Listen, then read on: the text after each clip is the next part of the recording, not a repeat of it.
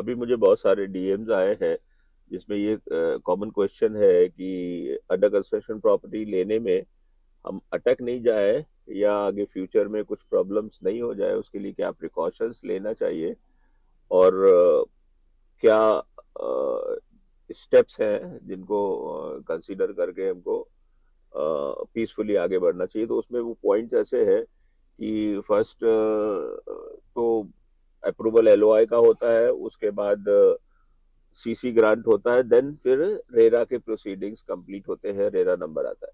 तो RERA number आने से पहले भी बहुत सारे डेवलपर्स अप्रोच करते हैं कि आप अभी प्री लॉन्च में हमारे साथ में इन्वेस्ट कर दीजिए, तो वो एडवाइजेबल नहीं होता है।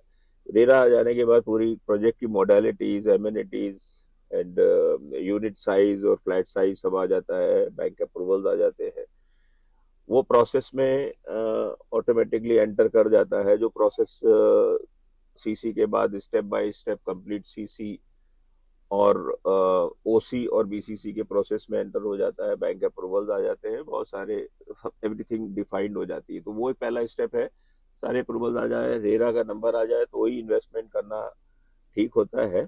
और अगर कोई भी हमको फंड में फाइनेंस की जरूरत नहीं भी है तो भी बैंक का लोन लेना इज ऑलवेज गुड, बिकॉज हमारे यहाँ पे बैंक भी बहुत सारे प्रिकॉशंस और ड्यू डिलीजेंस के प्रोसेस में हमारे साथ इन्वॉल्व होता है।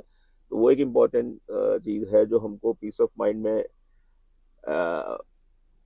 मिनिमल लोन ले लेंगे बैंक से, तो वो हमारे लिए एक सपोर्टिव एक्शन होता है जो हमको फर्दर प्रिकॉशन लेना और प्रॉपर्टी बाय करने में हेल्पफुल होता है। और दूसरा एक पॉइंट ये है कि अगर आपको सपोज कोई ब्रांडेड डेवलपर के साथ जाना है तो ये सारी चीजें वैसे भी ऑटोमेटिकली टेक केयर हो जाती हैं। ब्रांड अपनी रेपुटेशन और अपनी क्वालिटी पे बहुत ज्यादा ध्यान देता है, उसमें हम दूसरा अगर ब्रांड नॉन ब्रांडेड प्रॉपर्टी में भी जा रहे हैं लेने के लिए तो उसके पास परफॉर्मेंस पे जाना और एक नेशनलाइज बैंक से लोन लेना है, एनबीएफसी प्रेफर नहीं करना चाहिए फाइनेंशियल पार्टनर्स के लिए।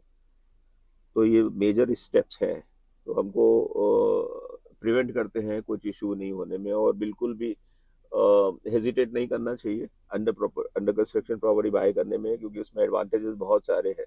रेडी पोजीशन के लिए लोग बोलते हैं रेडी पोजीशन में लेना चाहिए, तो वो प्राइस एडवांटेज बिल्कुल नहीं मिलता है, चॉइस भी नहीं मिलती है, और पेमेंट की लिवरेज का जो एडवांटेज है वो अंडर कंस्ट्रक्शन प्रॉपर्टी में ही आता है।